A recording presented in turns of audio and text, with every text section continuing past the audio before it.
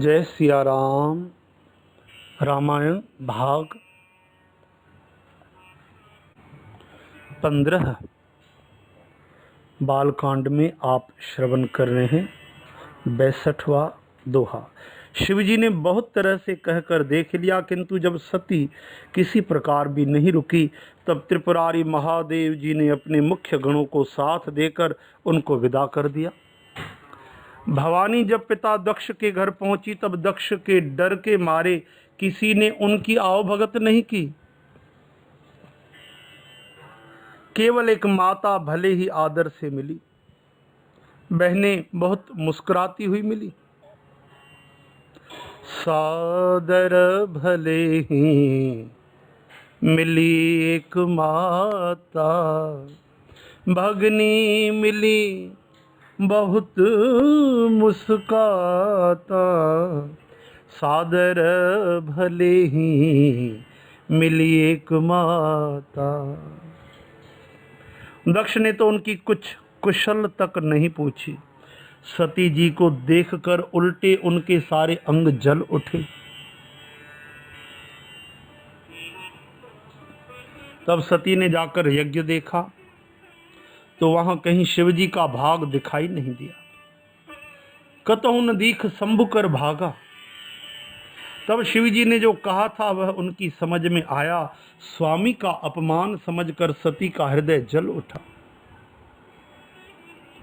पिछला पति परित्याग का दुख उनके हृदय में उतना नहीं व्यापा था जितना महान दुख इस समय पति अपमान के कारण हुआ। यद्यपि जगत में अनेक तरह के दारुण दुख हैं, फिर भी जाति अपमान सबसे बढ़कर कठिन है। यह समझकर सती को बड़ा क्रोध हो आया। माता ने उन्हें बहुत प्रकार से समझाया बुझाया, परंतु उनसे शिवजी का अपमान सहा नहीं गया। इससे उनके हृदय में कुछ भी प्रबोध नहीं हुआ।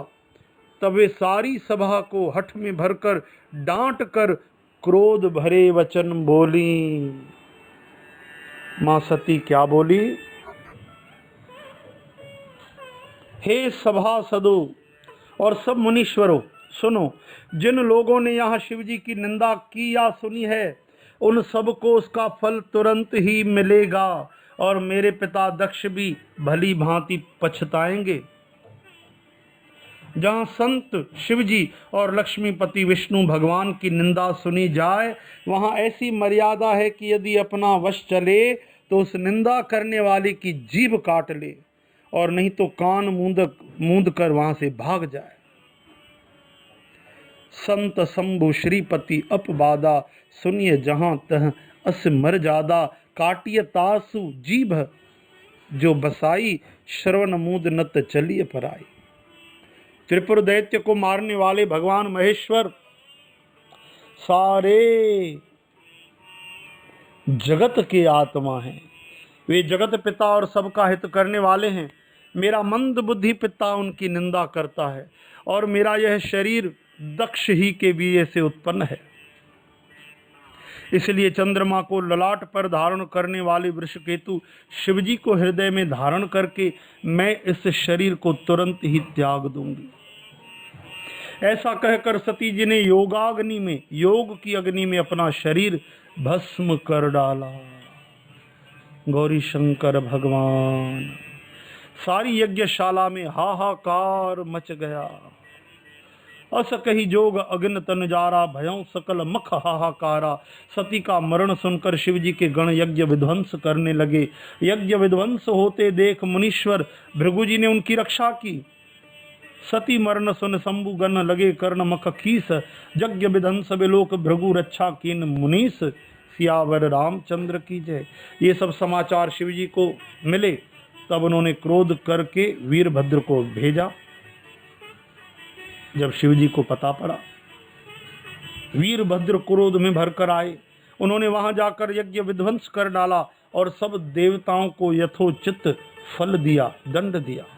दक्ष की जगत प्रसिद्ध वही गति हुई जो शिवद्रोही की हुआ करती है। यह इतिहास सारा संसार जानता है, इसलिए मैंने संक्षेप में वर्णन किया। सती ने मरते समय भगवान हरि से यह वर मांगा कि मेरा जन्म जन्म में शिव जी के चरणों में अनुराग रहे। इसी कारण उन्होंने हिमालय के घर जाकर पार्वती के शरीर से जन्म लिया। जब से उमा जी हिमाचल के घर जन्मी, तब से वहां सारी सिद्धियां और संपत्तियां छा गई। मुनियों ने जहां तहां सुंदर आश्रम बना लिए और हिमाचल ने उनको उचित स्थान दिए। जब ते उमा शैल ग्रह जाई, सकल सिद्धि संपत्ति तह छाई। जह तह मुनिन सु आश्रम कीने, उचित वास हिम भूधर दीने। उस सुंदर पर्वत पर बहुत प्रकार के सब नए नए वृक्ष सदा पुष्प फल युक्त हो गए और वहाँ बहुत तरह की मणियों की खाने प्रकट हो गई। सदा सुमन फल सहित सब द्रुम नम नाना जाति, प्रगटी सुंदर शैल पर मणि आकर बहुभांति। सियावर रामचंद्र की जय। सारी नदियों में पवित्र जल बहता है और पक्षी पक्षु भ्रमर सब सुखी रहते हैं। सब जीवों ने अपना स्वाभाविक वैर छोड़ दिया और पर्वत पर सभी परस्पर प्रेम करते हैं। पार्वती जी के घर आ जाने से पर्वत ऐसा शोभा दे रहा है कि राम जी की भक्ति को पाकर भक्त जैसे शोभायमान होते हैं। उस पर्वत राज के घर नित्य नए नए मंगलोत्सव होते हैं, जिनका ब्रह्मा आदि यश गाते हैं। जब नारद जी ने यह समाचार सुने तो वे कौतुक ही से हिमाचल के घर पधारे। पर्वतराज जी ने उनका बड़ा आदर किया और चरण धोकर उनको उत्तम आसन दिया। फिर अपनी स्त्री सहित मुनि के चरणों में सिर नवाया और उनके चरणों तक को सारे घर में छिड़काया। हिमाचल ने अपने सौभाग्य का बहुत बखान किया और पुत्री को बुलाकर मुनि के चरणों पर डाल दिया और कहा, हे मुनिवर, आप त्रिकालज्ञ और सर्वज्ञ हैं, तीनों काल जानते हैं, अंतर्यामी हैं, आपकी सर्वत्र पहुँच है। अतः आप हृदय में विचार कर कन्या के दोष गुण कहिए।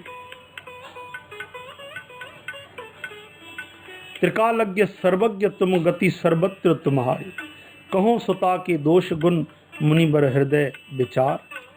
नारद जी से कहा, आप सब जानते हैं, सर्वज्ञ हैं।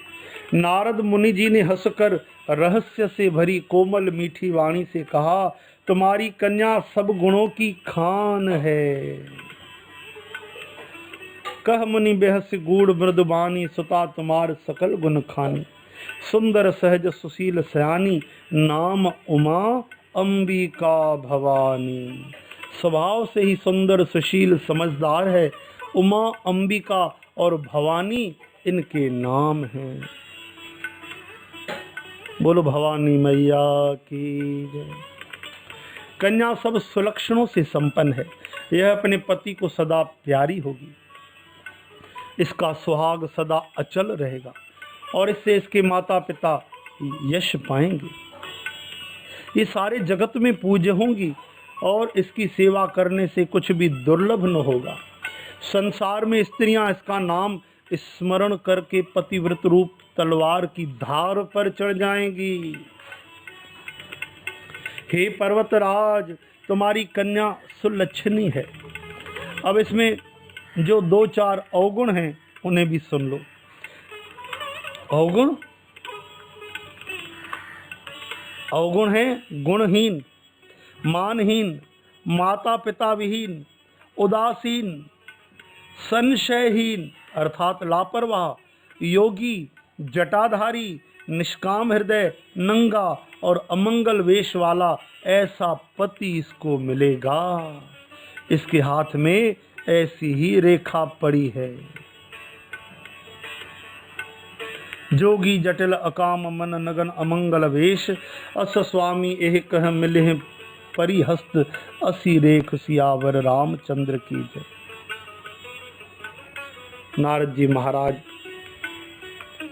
रहस्य भरे वचन कहते हैं। नारद मुनि जी की वाणी सुनकर उसको हृदय में सत्य जानकर पति पत्नी कौन, हिमवान और मैना, पार्वती जी के माता पिता, उनको दुख हुआ, उनको दुख हुआ और पार्वती जी प्रसन्न हुई।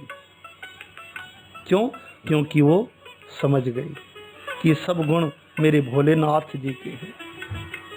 नारद जी ने भी इस रहस्य को नहीं जाना, क्योंकि सबकी बाहरी दशा एक सी होने पर भी भीतरी समझ भिन्न भिन्न थी।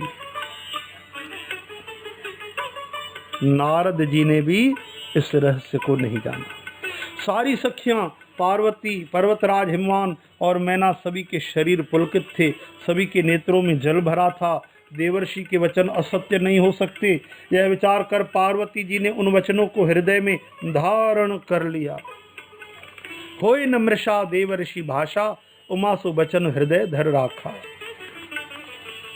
उन्हें शिवजी के चरण कमलों में स्नेह उत्पन्न हो आया, परंतु मन में यह संदेह हुआ कि उनका मिलना कठिन है।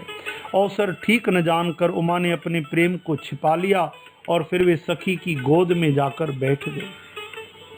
देवर्षि की वाणी झूठी न होगी, यह विचार कर हिमवान, मैना और सारी चतुर सखियां चिंता करने लगी।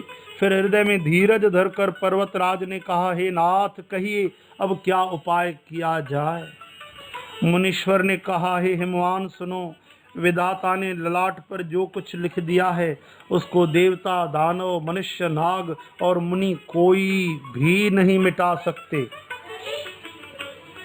कह मुनि सहिमवंत सुन, जो विद लिखा लिलार, देव दनुज नर नाग मुनि को न मेटनहार। सियावर रामचंद्र की जय, उमापति महादेव की जय, पवन सुत हनुमान की जय। बोलो भाई सर्व संतन की।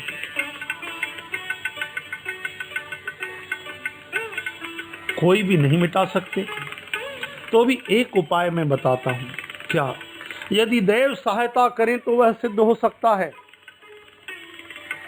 उमा को वर तो निस्संदेह वैसा ही मिलेगा जैसा मैंने तुम्हारे सामने वर्णन किया है, परंतु मैंने वर के जो जो दोष बतलाए हैं, मेरे अनुमान से वे सभी शिव जी में हैं।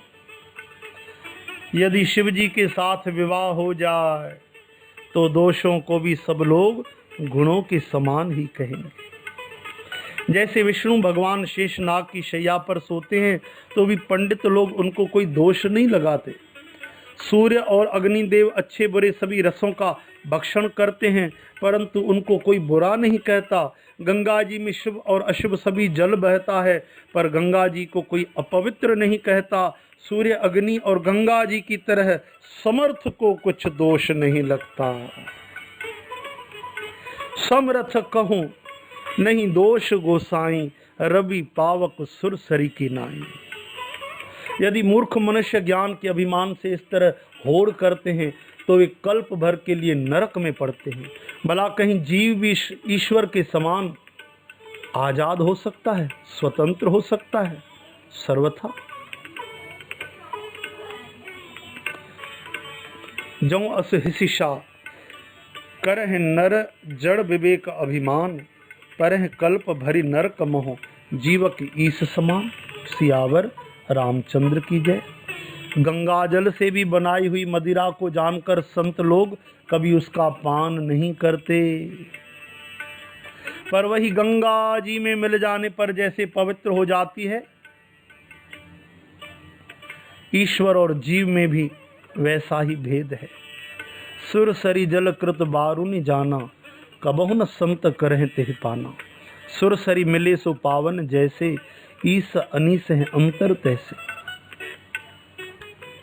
शिवजी सहज ही समर्थ हैं, क्योंकि वे भगवान हैं। इसलिए इस विवाह में सब प्रकार का कल्याण है, परंतु महादेव जी की आराधना बड़ी कठिन है। फिर भी क्लेश तप करने से वे बहुत जल्द संतुष्ट हो जाते हैं। यदि तुम्हारी कन्या तप करे तो त्रिपुरारी महादेव जी होनहार को मिटा सकते हैं। यद्यपि संसार में वर अनेक हैं, पर इसके लिए शिव जी को छोड़कर दूसरा वर नहीं है। शिव जी वर देने वाले, शरणागतों के दुखों का नाश करने वाले, कृपा के समुद्र और सेवकों के मन को प्रसन्न करने वाले हैं। शिव जी की आराधना किए बिना करोड़ों योग और जप करने पर भी वांछित फल नहीं मिलता। ऐसा कहकर भगवान का स्मरण करके नारद जी ने पार्वती जी को आशीर्वाद दिया और कहा कि हे पर्वतराज, तुम संदेह का त्याग कर दो, अब यह कल्याण ही होगा। अस कही नारद सुमिर हरि, गिरजह दीन असीस, होए हैं यह कल्याण अब, संशय तजहु गिरीश। सियावर रामचंद्र की जय, उमापति महादेव की जय, पवन सुत हनुमान की जय। बोलो भाई सर्व संतन की जय।